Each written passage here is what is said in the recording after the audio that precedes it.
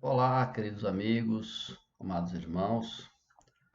Prazer estar com vocês aqui nesta noite do dia 14 de abril de 2020, na terça-feira. Muito bom estar com você neste momento e podemos juntos aprender um pouco mais a palavra de Deus. Faremos agora uma série de estudos sobre as cartas de Paulo. Então, nossa primeira carta aqui vamos aprender um pouco a carta aos Gálatas. Nós vamos ler apenas um versículo que tem por base o nosso estudo, embora vamos trabalhar o capítulo 1 e 2 do livro de Gálatas. Mas eu quero ler apenas um versículo do capítulo 2, verso 20, que eu creio que é importante neste contexto. Então eu quero ler, depois vamos orar. Gálatas 2, 20 é um texto clássico, bastante conhecido da igreja. É um texto que creio que a maioria dos cristãos conhecem. Diz assim: Logo, já não sou eu quem vive, mas Cristo vive em mim. E esse viver que agora tenho na carne, vivo pela fé no Filho de Deus, que me amou e se entregou por mim. Eu quero orar nesse instante. Gostaria que você orasse comigo agora. Senhor nosso Deus, nosso Pai, te louvamos porque temos o privilégio, a alegria de juntos, ó Pai, nesse momento aqui, diante deste canal, podemos falar com o Senhor e podemos também expor a Tua palavra. Eu suplico que o Senhor abençoe cada pessoa que ouvir essa palavra, que seja enriquecido, que seja edificado e que Teu nome seja glorificado. Te louvamos, ó Deus amado, nos abençoe nesse instante. Eu oro e agradeço em nome de Jesus. Amém. Ok, queridos amigos, este é um texto bem clássico, que eu creio que a maioria dos cristãos conhece, como eu já disse. Eu quero, nesse instante, lembrar um pouco do que era a Galácia.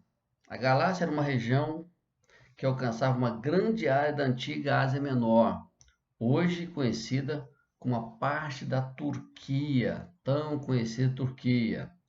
Paulo escreve aos Gálatas como resposta a informações que ele recebeu de alguns cristãos do que estava acontecendo naquela igreja.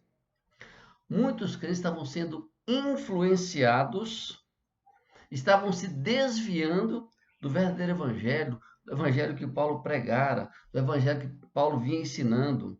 Este foi o propósito dessa carta. Trazer aqueles irmãos daquela cidade, daquela região, para que eles pudessem voltar ao entendimento, à compreensão para o verdadeiro evangelho.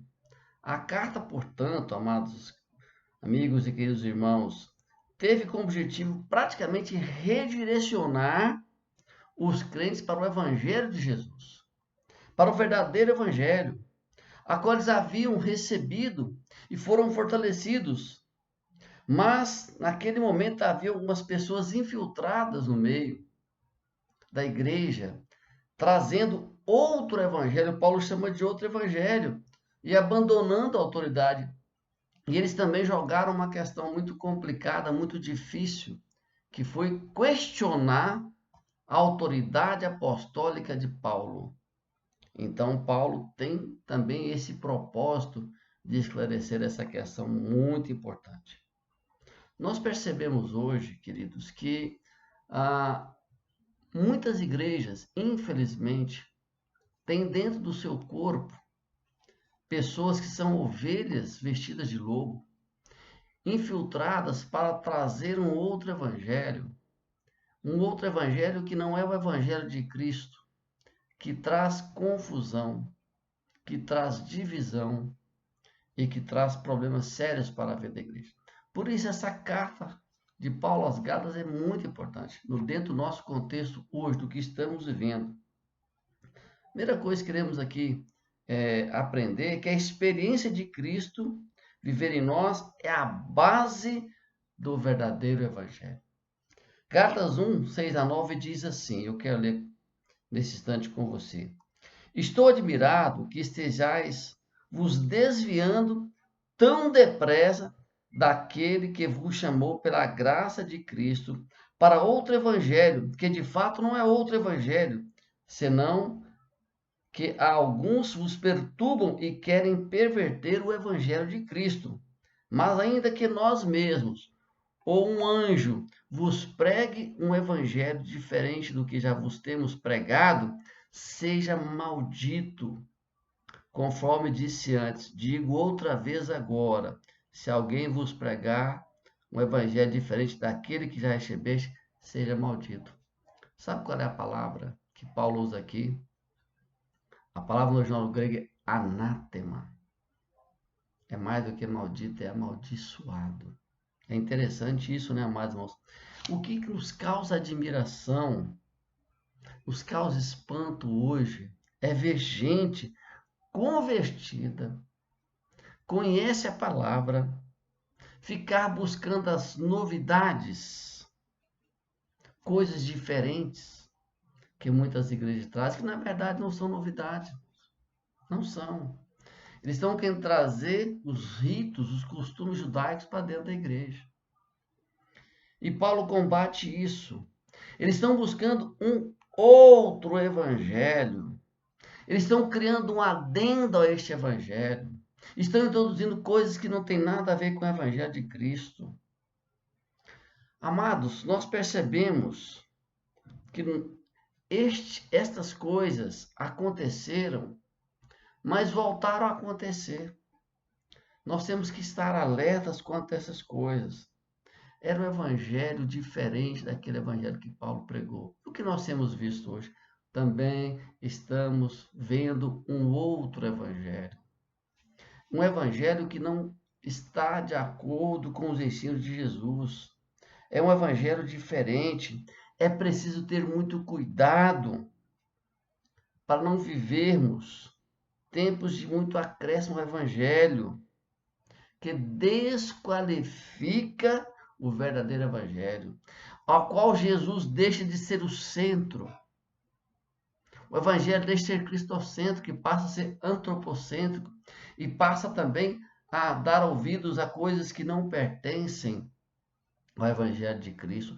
Buscar, como já disse anteriormente, buscar aquelas festas, aquelas ações, aquelas atitudes próprias do judaísmo que não cabem à igreja, porque toda a lei foi cumprida em Cristo.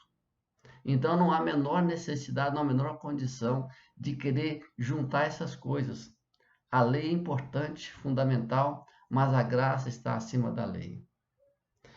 A experiência de viver com Cristo nos oferece a clareza quanto ao propósito da lei no seu tempo. Olha só o que diz Gálatas 2,16. Sabemos, contudo, que o homem não é justificado pela lei, mas pela fé em Cristo Jesus. Nós também temos crido em Cristo Jesus para sermos justificados pela fé em Cristo, não pelas obras da lei, porque ninguém será justificado pelas obras da lei. Vejam bem o que estava acontecendo aqui. Paulo recebe informação de que haviam se infiltrado na igreja, naquela região da Galácia, pessoas que estavam trazendo um costume diferente. Paulo então mostra que não há mais lugar para a lei no que tange ao cumprimento da salvação. Dentro da nova aliança, quando falamos sobre quando lembramos de Jesus na última Páscoa, na primeira ceia, onde Jesus fala, essa é a nova aliança no meu sangue. Ali, queridos, se encerra a antiga aliança e inicia-se a nova aliança.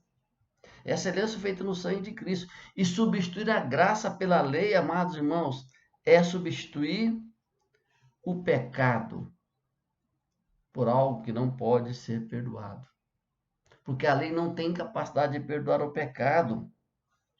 Substituir a graça pela lei é insensatez. É insensatez na vida espiritual.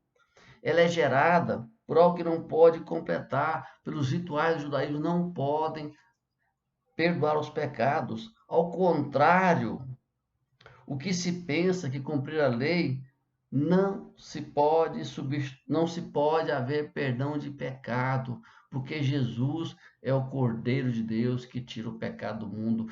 O Cordeiro de Deus foi imolado para que os pecados fossem perdoados. Então, substituir, queridos, prestem atenção, substituir a graça pela lei é desobediência. Sim, é desobediência porque nós estamos descumprindo o que Jesus fez, estamos anulando a cruz de Cristo.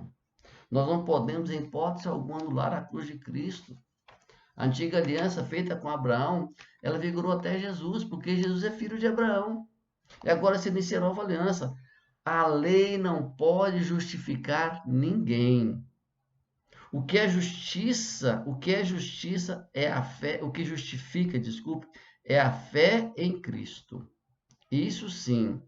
Em Cristo nós somos justificados e fomos salvos da maldição da lei. A lei serviu de aio, de ensino, mas ela aponta para Cristo. A lei não é contra as promessas de Deus, mas aponta para as promessas. Este entendimento é fundamental. Sabe, nós não podemos anular a cruz de Cristo voltando aos ritos da lei. A lei teve o seu papel, teve o seu período, é fundamental, está na palavra, nós não a desprezamos. Mas nós não podemos admitir que ela haja uma tentativa de ressuscitar a lei. Porque nós não temos como cumprir toda a lei, só Jesus cumpriu toda a lei. Por isso, ele é o Cordeiro que tira o pecado do mundo. Nós vamos dar um pequeno intervalo e vamos continuar em seguida para a nossa lição de Gálatas.